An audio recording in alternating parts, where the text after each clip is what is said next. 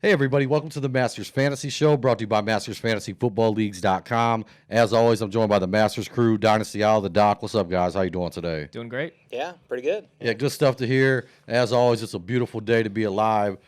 Definitely feel like we can help you guys win a championship, and that's what we're here to do today.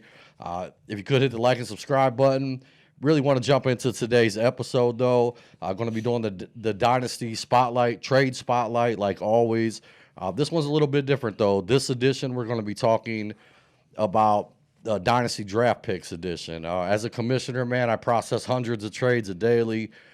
In the busy season, sometimes it feels like 1,000 trades a day. Hand-selected a few trades that I always see. We're going to talk about them. I'll pass some information along. I think this is good for both new Dynasty owners, vets alike. First trade popping up on your screen is going to be the 1.7 for a future 1.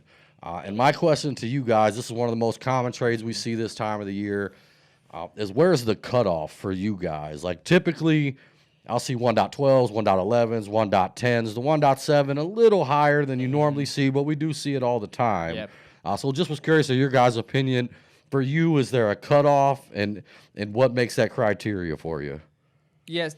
Go ahead. I'll kind of kick it off a little bit. So for me, I'm a big fan of trading the future first for a current first. I've said it a lot. But I do think, right around pick 10, 11, 12, there's a cutoff. Now, if you feel like your roster's loaded and, people view it like the Doc in our one league, hit 3-time champ in a row, his roster's stacked. So when you're asking for his first pick, like his future first, you're already thinking, oh, that's going to be a 1.12. So in those situations, it's a little different how you value that future pick. But in general, I think 1.10 is kind of the cutoff. But anyway, what I kind of love about this one, the 1.7, I think that's an awesome trade to get the 1.7 for a future first. Because even if you're the worst team in the league, there's still a chance that a year from now, that's the 1.6. A 1.7 this year is way better than the 1.6 because, our lottery system, 1 through 6, it's equal chance of being number 1, equal chance of being number 6. So even if your team sucks, that pick still can only be the 1.6. So to get the 1.7 a year ahead of time, turn that into a Justin Jefferson or a Javonte Williams type player this year, I'm a big fan of getting that pick now and taking a shot. Yeah, I like that thought process. For me, I kind of see, 1.7, and you really just kind of look at the class is kind of what I would do. Are you going to get an elite guy? I don't know at 1.7. You could get lucky. And there's always that opportunity to get somebody a year from now. So what I do is I always kind of take a look at the class. Like I tapped this class last summer as it's going to be pretty deep at receiver. It'll be interesting. Like I wanted to get a couple of picks for this draft because I wanted guys like Pitts, Chase, or like the ability to move up and get them. So that's always something I think about before I deal future picks as well, is just being able to look at the class a year from now and say, oh, there's a few guys I really like in here. Then I'd be okay with making this trade because there is that opportunity that maybe, you end up getting a lottery pick instead of just a 1.7 where you're kind of outside of the elite talent. So it also kind of depends where you're at, too, because if you're kind of hurting and you really just need, someone elite, one of the upper echelon guys, I'm totally okay with doing this and just kind of hoping for the best. Yeah. Good stuff. This puts you both on the spot real quick. Let's say you're both middle of the run teams, kind of that 6, 7, 8 area. Are you pulling the trigger on this trade this year? Yeah, I would still rather have the 1.7 this year and hoping you hit on a guy. It depends. If I had it at that position, I'd probably take the pick next year and just hope for a lottery. I like it. The only thing I would say, I'd probably do it too. I'd probably try to squeeze a flyer out of it. If I'm the one giving up the 7, hey, man, let me get Curtis Samuel or I don't know who the guy is, but just one of them flyer type guys. All right. Good stuff, guys. Appreciate it. Next trade popping up on your screen. This is another trade we see in our Dynasty Leagues all the times.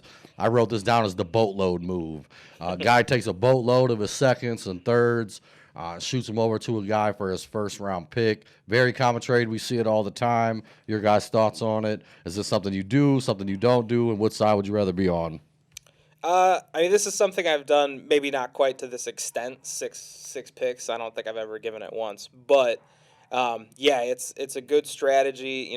It's similar to what I said on the last one, whereas, you're obviously out of contention for for an elite player in this draft. They're at least someone that's supposed to be elite.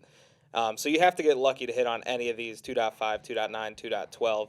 So, I mean, if you feel good about what you know about these guys, you can still get quality at 2.5, 2.9, 2.12. Maybe even into the third round, you could get some guys that have a lot of upside, even though they're, maybe not in the best situation, something like that. So, if you really know your college football and you feel confident in, your knowledge of those guys, I mean, maybe you take the whole slew of picks.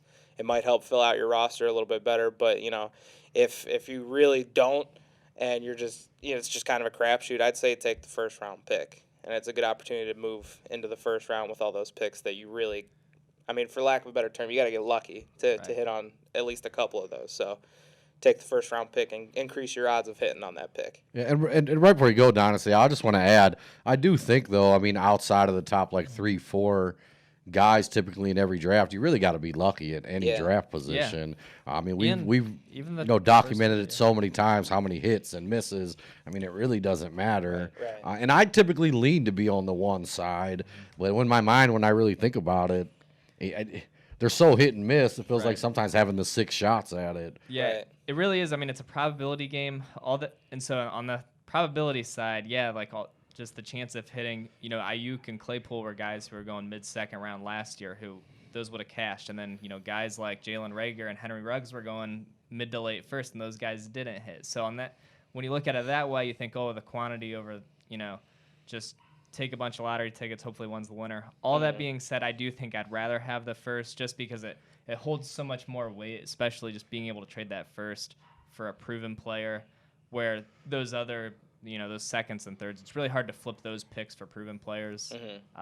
So for those reasons, I side with the first, but I get the logic for sure. Yeah, same here. It's funny because I get the logic on the one side, and I feel like that's probably the better side. Give me the first round pick too, though. One other quick thing, one of the problems with the loading up on 6 draft picks, in our Masters leagues, our rosters are only 20 deep. So if you already have a decent team, and then you add 6 rookies, you're going to have to cut some quality players. And some of those lottery tickets you might have to cut before you even know if they're going to pay off. Right. So I will say there is a time where you can trade before you have to do that, though. True. So you can always take 2 rookies, but eventually you're going to have to make some cuts for sure. Right. All right. And then this final strategy popping up here, another thing that we see a ton here at Masters, I'm sure you guys see in your leagues all the time too, that's going to be taking 2 second-round picks, maybe it's a second, a few thirds, whatever it's going to be, just to move up a spot or two. In this instance, the guy, the 1.7 and a couple seconds to go up to the 1.5. Your guys' thoughts on this trade? You like this strategy? Is this something you guys do in your own leagues? Or go ahead. So for me, it's all about playing the draft board in your head, who you like, who you need on that team. So for me, if I desperately need a running back and I think Etienne or Javonte Williams should be there at the 1.5. I'm staying pat there, getting one of them. Or, maybe it's your Trevor Lawrence. But, say you just need a receiver and, 1.7, there's going to be a number of receivers that we like who are for sure going to be there. Yeah, maybe you move back a few spots, pick up a couple second-rounders. So I think this kind of trade, it caters to what you need and how you feel about your draft board and how you rank the rookies in this class. And team needs, too. Yeah, exactly. Yeah. Right.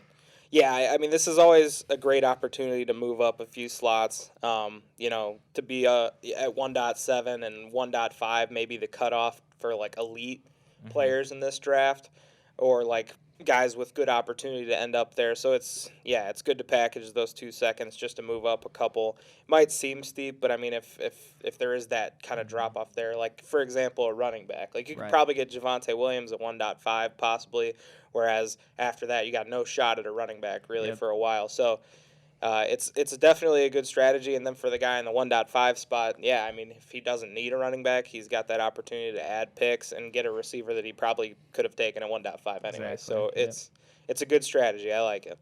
And then pertaining to this year's draft class, just curious, because I'm with you guys. I kind of look at the 1.5, probably Javonte or Etienne. Yeah. The 1.7, Devontae Smith, Waddle, going to be one of those guys. Team needs a side. Let's just say you're middle of the road everywhere. What side of this would you rather be on this year? I'm gonna go 1.5 just because I'm really liking Javonte Williams right now. Just the fact that Yeah. he's so young, and even though Melvin Gordon's there, I think that's just gonna discount his value for like a year or so. And then I think Yeah. he's gonna have a Nick Chubb like resurgence, like when Carlos Hyde left Cleveland. So I just feel like Javonte Williams is kind of like the safest mid-first round bet to be a real producer, where receivers can really hit or miss, especially the Waddles and Devontae Smith type of receivers. Yeah, I mean, if I was really middle of the road, yeah, like a guy like Javonte Williams, I think will put you over the top. But I feel like if you need more than just one guy, then I'd probably just take the bodies. You know, get 1.7, get a guy you could have gotten at 1.5 anyways. Get 2.7. There's a lot of solid options still there, and then hope for the best for your future too. So. All right, good stuff, guys. Before we wrap this up, stick around to the end of the show. Going to have the trade montage for you. Pop up some other trades that happened this week. Probably not to do with draft picks. As always, thanks so much for watching. If you could, hit the like and subscribe button. I hope you enjoyed the episode. Any last words, guys? Thanks for listening. Oh yeah, thank you. Thanks for listening. Yeah, tis the season, baby.